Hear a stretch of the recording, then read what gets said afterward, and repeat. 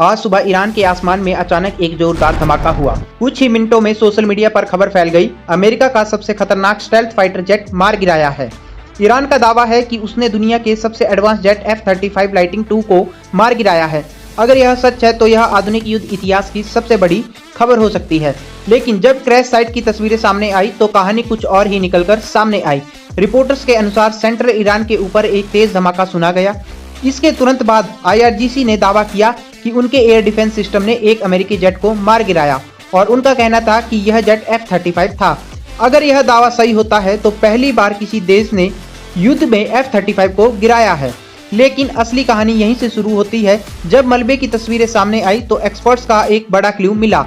तस्वीर में विमान का ट्विन टेल स्ट्रक्चर दिखाई दे रहा था और यहीं से सबसे बड़ा सवाल खड़ा रहा, क्योंकि F-35 का डिजाइन ऐसा नहीं होता। लेकिन अमेरिका का एक और फाइटर जेट है F-15E स्ट्राइक ईगल, जिसकी पहचान ही ट्विन टेल है।